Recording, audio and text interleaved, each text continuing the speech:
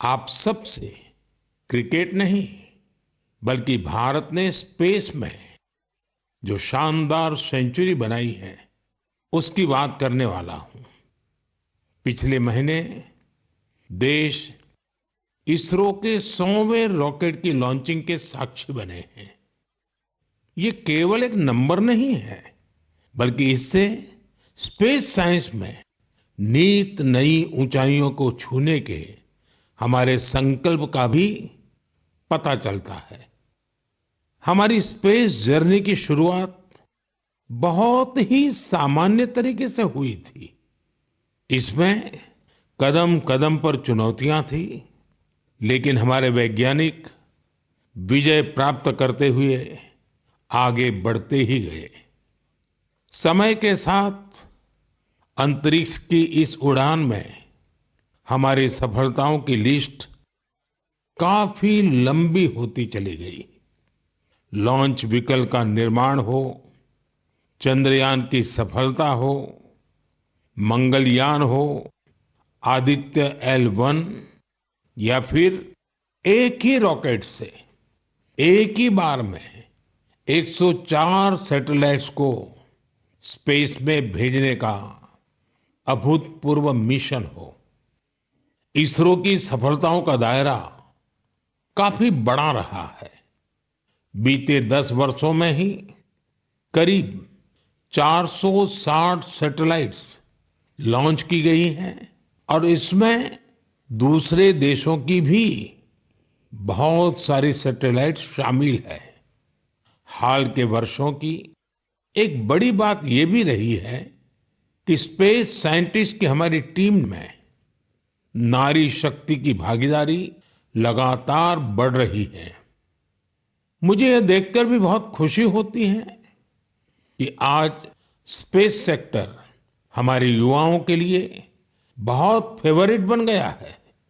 कुछ साल पहले तक किसने सोचा होगा कि इस क्षेत्र में स्टार्टअप और प्राइवेट सेक्टर की स्पेस कंपनियों की संख्या सैकड़ों में हो जाएगी। हमारे जो युवा जीवन में कुछ थ्रिलिंग और एक्साइटिंग करना चाहते हैं, उनके लिए स्पेस सेक्टर एक बेहतरीन ऑप्शन बन रहा है। साथियों, आने वाले कुछ ही दिनों में हम नेशनल साइंस डे मनाने जा रहे हैं। हमारे बच्चों का, युवाओं का साइंस में इंटरेस्ट और पैशन होना बहुत मायने रखता है। इसे लेकर मेरे पास एक आइडिया है जिसे आप one day as a scientist कह सकते हैं। यानी आप अपना एक दिन एक साइंटिस्ट के रूप में, एक वैज्ञानिक के रूप में बिताकर देखें। आप अपनी सुविधा के अनुसार, अपनी मर्जी के अनुसार कोई भी दिन चुन सकते हैं। उस दिन आप किसी रिसर्च लैब, प्लेनेटोरियम या फिर स्पेस सेंटर जैसी जगहों पर जरूर जाएं। इससे साइंस को लेकर आपकी जिज्ञासा और बढ़ेगी। स्पेस और साइंस की तरह एक और क्षेत्र है जिसमें भारत तेजी से अपनी मजबूत पहचान बना रहा है। ये क्षेत्र है AI, यानी आर्टिफिशियल इंटेलिजेंस। हाल ही में मैं AI के एक बड़े सम्मेलन में हिस्सा लेने के लिए पेरिस गया था। वहां दुनिया ने इस सेक्टर में भारत की प्रगति की खूब सराहना की। हमारे देश के लोग आज AI का उपयोग किस किस तरह से कर रहे हैं, इसके उदाहरण भी हमें देखने को मिल रहे हैं। अब जैसे तेलंगाना में आदिलाबाद के सरकारी स्कूल के एक टीचर थोड़ासम कैलाश जी हैं। डिजिटल गीत संगीत में उनकी दिलचस्पी हमारी कई ट्राइबल लैंग्वेज को बचाने में बहुत महत्वपूर्ण काम कर रही है। उन्होंने AI टूल्स की मदद से कोलामी भाषा में गाना कंपोज कर कमाल कर दिया है। वे एआई का उपयोग कोलामी के अलावा भी कई और भाषाओं में गीत तैयार करने के लिए कर रहे हैं। सोशल मीडिया पर उनके ट्रैक हमारे आदिवासी भाई बहनों को खूब पसंद आ रहे हैं। स्पेस सेक्टर हो या फिर एआई, हमारे युवाओं की बढ़ती भागीदारी एक नई क्रांति को जन्म दे रही है। नई नई टेक्नोलॉजी को अपनाने और आजमाने में भारत के लोग किसी से पीछे नहीं हैं। मेरे प्यारे देशवासियों, अगले महीने 8 मार्च को अंतर्राष्ट्रीय महिला दिवस है। यह हमारी नारी शक्ति को नमन करने का एक विशेष अवसर होता है। देवी महात्म्य में कहा गया है, विद्याः समस्ताः तव देवी भेदाः स्त्रियः समस्ताः सकला जगत्सु। अर्थात सभी विद्याएं देवी के ही विभिन्न स्वरूपों की अभिव्यक्ति है और जगत की समस्त नारी शक्ति में भी उनका ही प्रतिरूप है। हमारी संस्कृति में बेटियों का सम्मान सर्वोपरि रहा है। देश की मातृशक्ति ने हमारे स्वतंत्रता संग्राम और संविधान के निर्माण में भी बड़ी भूमिका निभाई है। संविधान सभा में हमारा राष्ट्रीय ध्वज प्रस्तुत करते हुए हंसा मेहता जी ने जो कहा था, मैं उन्हीं की आवाज में आप सबके साथ शेयर कर रहा हूं। It is in the fitness of things that this first flag that will fly over this august house should be a gift from the women of India. We have donned the saffron color. We have fought, suffered and sacrificed in the cause of our country's freedom. We have today attained our goal. In presenting this symbol of our freedom, we once more offer our services to the nation. We pledge ourselves to work for a great India, for building up a nation that will be a nation among nations. We pledge ourselves for working for a greater cause to maintain the freedom that we have achieved. साथियों, हंसा मेहता जी ने हमारे राष्ट्रीय ध्वज के निर्माण से लेकर उसके लिए बलिदान देने वाली देश भर की महिलाओं के योगदान को सामने रखा था। उनका मानना था कि हमारे तिरंगे में केसरिया रंग से भी ये भावना उजागर होती है। उन्होंने विश्वास व्यक्त किया था कि हमारी नारी शक्ति भारत को सशक्त और समृद्ध बनाने में अपना बहुमूल्य योगदान देगी। आज उनकी बातें सच साबित हो रही हैं। आप किसी भी क्षेत्र पर नजर डालें तो पाएंगे कि महिलाओं का योगदान कितना व्यापक है। साथियों, इस बार महिला दिवस पर मैं एक ऐसी पहल करने जा रहा हूं जो हमारी नारी शक्ति को समर्पित होगी। इस विशेष अवसर पर मैं अपने सोशल मीडिया अकाउंट जैसे एक्स, इंस्टाग्राम के अकाउंट्स, उनको देश की कुछ इंस्पायरिंग वुमेन को एक दिन के लिए सौंपने जा रहा हूं। ऐसी वुमेन जिन्होंने अलग अलग क्षेत्रों में उपलब्धियां हासिल की हैं, इनोवेशन किया है, अलग अलग क्षेत्रों में अपनी एक अलग पहचान बनाई है। 8 मार्च को वो अपने कार्य और अनुभवों को देशवासियों के साथ साझा करेगी। प्लेटफॉर्म भले ही मेरा होगा, लेकिन वहां उनके अनुभव, उनकी चुनौतियां और उनकी उपलब्धियों की बात होगी। यदि आप चाहती हैं कि ये अवसर आपको मिले तो नमो ऐप पर बनाए गए विशेष फोरम के माध्यम से इस प्रयोग का हिस्सा बने और मेरे एक्स और इंस्टाग्राम अकाउंट से पूरी दुनिया तक अपनी बात पहुंचाए। तो आइए इस बार महिला दिवस पर हम सब मिलकर अदम्य नारी शक्ति को सेलिब्रेट करें, सम्मान करें, नमन करें। मेरे प्यारे देशवासियों, आप में से बहुत सारे लोग ऐसे होंगे जिन्होंने उत्तराखंड में हुए राष्ट्रीय खेलों के रोमांच का आनंद उठाया होगा।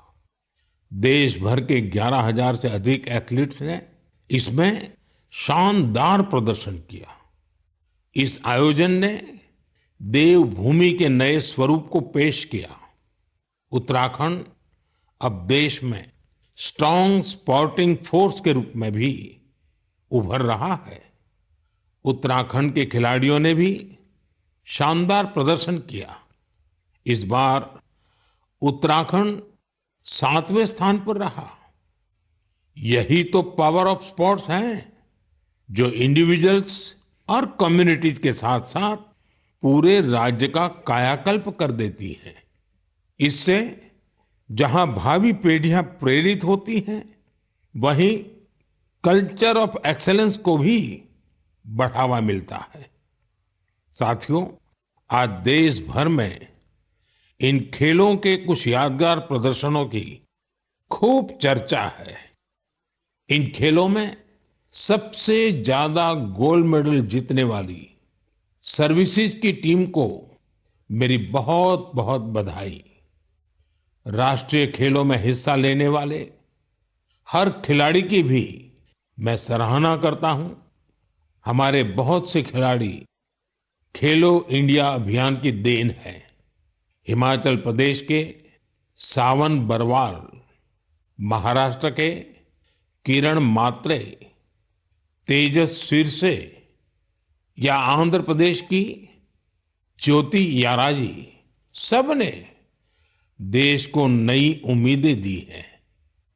उत्तर प्रदेश के जेवलिन थ्रोअर सचिन यादव और हरियाणा की हाई जंपर पूजा और कर्नाटका की स्विमर धिनिधि दे सिंधु ने देशवासियों का दिल जीता। इन्होंने 3 नए राष्ट्रीय रिकॉर्ड बनाकर सबको चौंका दिया। इस बार के राष्ट्रीय खेलों में टीनेज चैंपियंस, उनका नंबर हैरान करने वाला है। 15 साल के शूटर गेविन एंटनी, यूपी की हैमर थ्रो खिलाड़ी 16 साल की अनुष्का यादव, मध्य प्रदेश के 19 साल के पोल वाल्टर देव कुमार मीणा ने साबित किया कि भारत का स्पोर्टिंग फ्यूचर बेहद प्रतिभावान पीढ़ी के हाथों में है। उत्तराखंड में हुए नेशनल गेम्स ने ये भी दिखाया कि कभी हार ना मानने वाले जीतते जरूर है। कंफर्ट के साथ कोई चैंपियन नहीं बनता। मुझे खुशी है हमारे युवा एथलीटों के डिटर्मिनेशन और डिसिप्लिन के साथ भारत आज ग्लोबल स्पोर्टिंग पावर हाउस बनने की ओर तेजी से आगे बढ़ रहा है। मेरे प्यारे देशवासियों, देहरादून में नेशनल गेम्स की ओपनिंग के दौरान मैंने एक बहुत ही अहम विषय उठाया है, जिसने देश में एक नई चर्चा की शुरुआत की है। ये विषय है ओबेसिटी, यानी मोटापा। एक फिट और हेल्दी नेशन बनने के लिए हमें ओबेसिटी की समस्या से निपटना ही होगा। एक स्टडी के मुताबिक आज हर 8 में से 1 व्यक्ति ओबेसिटी की समस्या से परेशान है।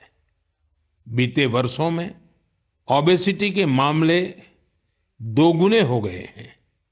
लेकिन इससे भी ज्यादा चिंता की बात यह है कि बच्चों में भी मोटापे की समस्या 4 गुना बढ़ गई है। WHO का डेटा बताता है कि 2022 में दुनिया भर में करीब 250 करोड़ लोग ओवरवेट थे, यानी आवश्यकता से भी कहीं ज्यादा वजन था। ये आंकड़े बेहद गंभीर है और हम सभी को सोचने पर मजबूर करते हैं कि आखिर ऐसा क्यों हो रहा है। अधिक वजन या मोटापा कई तरह की परेशानियों को, बीमारियों को भी जन्म देता है। हम सब मिलकर छोटे छोटे प्रयासों से इस चुनौती से निपट सकते हैं। जैसे एक तरीका मैंने सुझाया था, खाने के तेल में 10%, 10% की कमी करना। आप तय कर लीजिए कि हर महीने 10% कम तेल उपयोग करेंगे। आप तय कर सकते हैं कि जो तेल खाने के लिए खरीदा जाता है, खरीदते समय ही अब 10% कम ही खरीदेंगे। ये ओबेसिटी कम करने की दिशा में एक अहम कदम होगा। मैं आज मन की बात में इस विषय पर कुछ स्पेशल मैसेज भी आप लोगों से शेयर करना चाहता हूं। शुरुआत ओलंपिक मेडलिस्ट नीरज चोपड़ा जी से करते हैं, जिन्होंने खुद सफलतापूर्वक ओबेसिटी पर काबू पाकर दिखाया है। सभी को नमस्ते, मैं नीरज चोपड़ा आज आप सभी को बताना चाहता हूं कि हमारे माननीय प्रधानमंत्री श्री नरेंद्र मोदी जी ने मन की बात में इस बार ओबेसिटी के बारे में चर्चा की है, जो हमारे देश के लिए बहुत ही अहम मुद्दा है। और मैं कहीं ना कहीं इस बात को खुद से भी रिलेट करता हूं, क्योंकि जब मैंने ग्राउंड पे जाना स्टार्ट किया था तो उस टाइम में भी मेरा भी काफ़ी मोटापा था, और मैंने जब ट्रेनिंग स्टार्ट की, अच्छा खाना स्टार्ट किया, तो काफ़ी हेल्थ में मेरे सुधार आया। और उसके बाद जब मैं एक प्रोफेशनल एथलीट बन गया तो उसमें भी मेरी काफ़ी हेल्प मिली। और साथ में बताना चाहूँगा कि जो पेरेंट्स हैं वो खुद भी आउटडोर स्पोर्ट कोई ना कोई खेल लें, अपने बच्चों को भी लेके जाएं और एक अच्छा हेल्दी लाइफस्टाइल बनाएं, अच्छा खाएं और अपने शरीर को 1 घंटा या जितना भी टाइम आप दे सकते हैं दिन में वो दें एक्सरसाइज के लिए। और मैं एक बात और ऐड करना चाहूँगा, अभी हाल ही में हमारे प्रधानमंत्री जी ने बोला था कि जो खाने में यूज़ होने वाला ऑयल है उसको 10% तक कम करें, क्योंकि कई बार हम काफ़ी तली हुई चीज़ें, ऐसी चीज़ें खा लेते हैं जिससे ओबेसिटी पे काफ़ी इम्पैक्ट पड़ता है।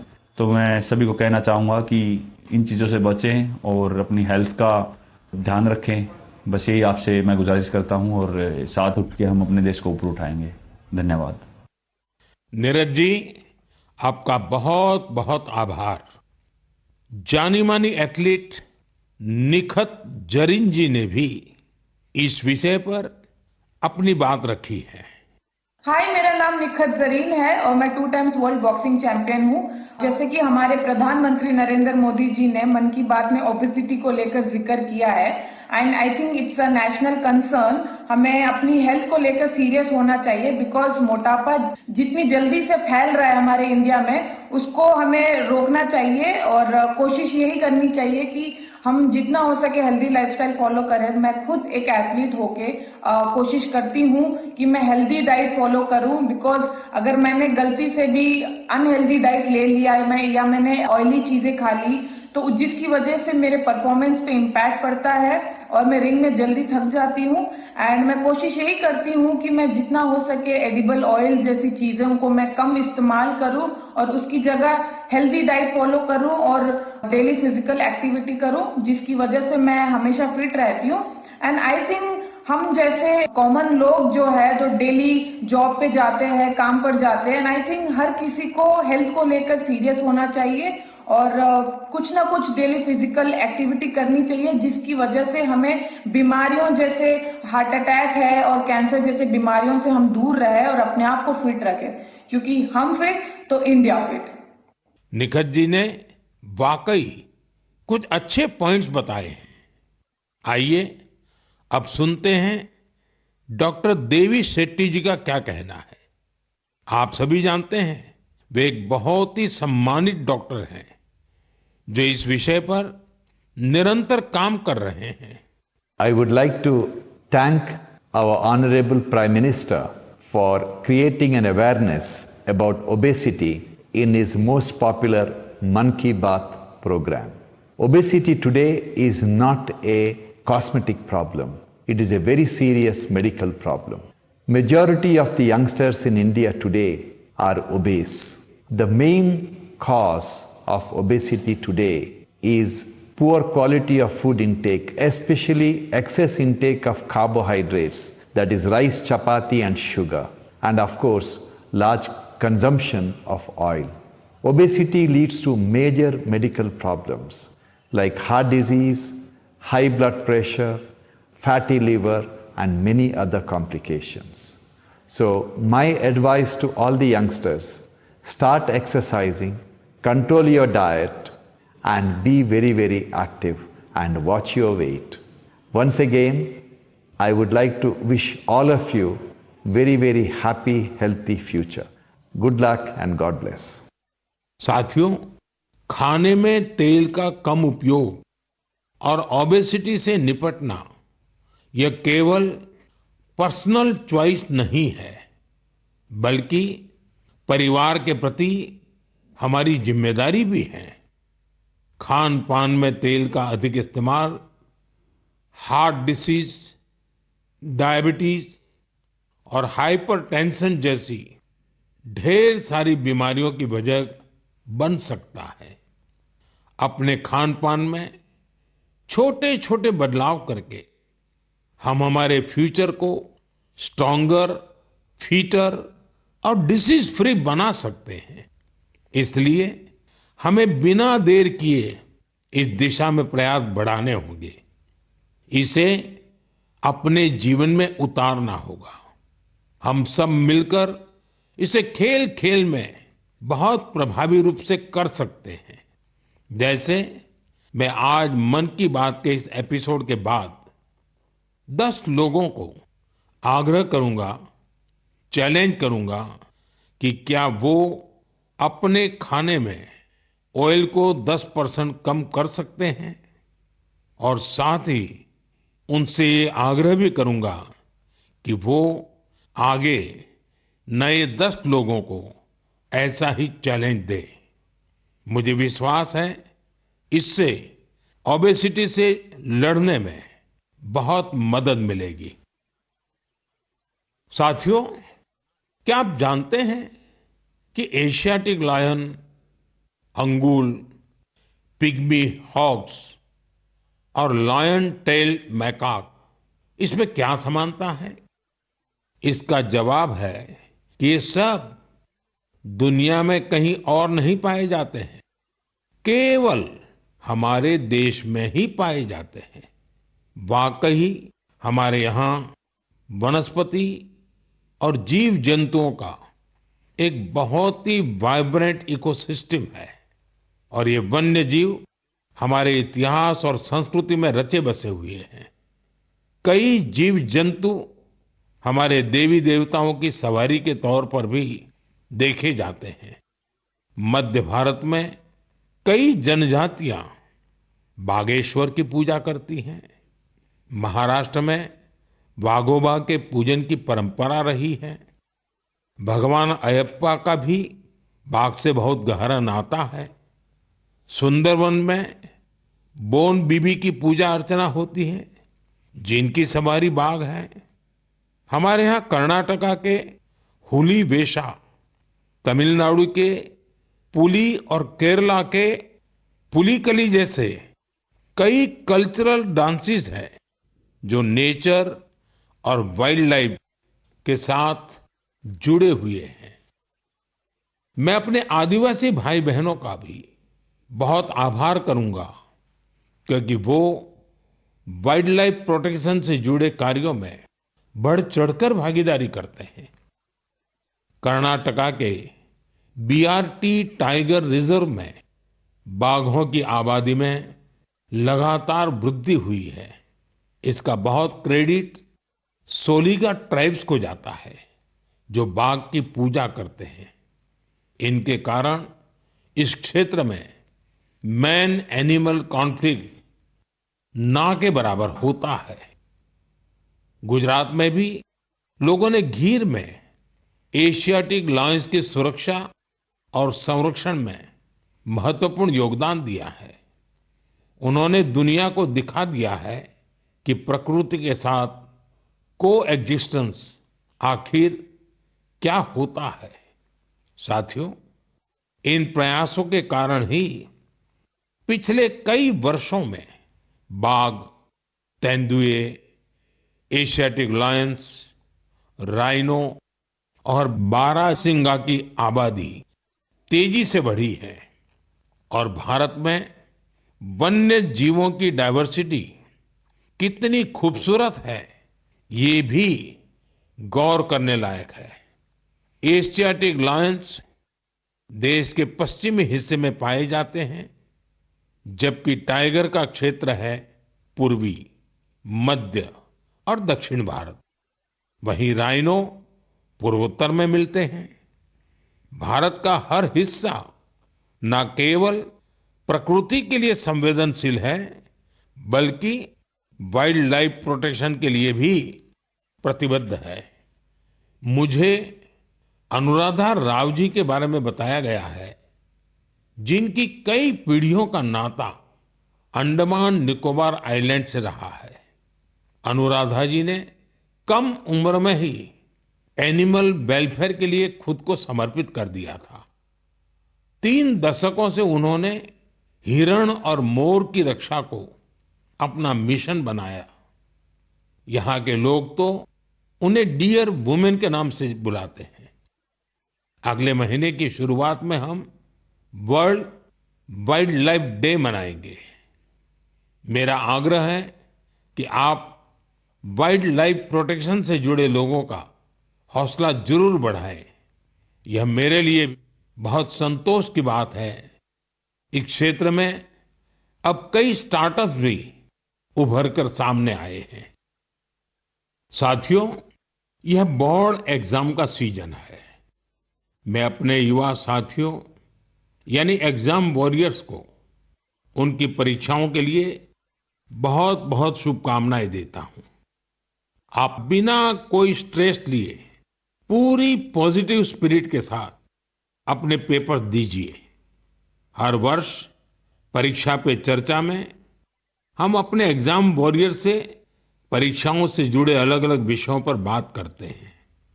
मुझे खुशी है कि अब ये कार्यक्रम एक संस्थागत रूप लेता जा रहा है। इस नए नए एक्सपर्ट्स भी जुड़ते चले जा रहे हैं। इस साल हमने एक नए फॉर्मेट में परीक्षा पे चर्चा करने का प्रयास किया।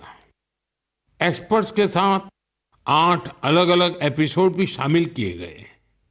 हमने ओवरऑल एग्जाम से लेकर हेल्थ केयर और मेंटल हेल्थ के साथ खान पान जैसे विषयों को भी कवर किया।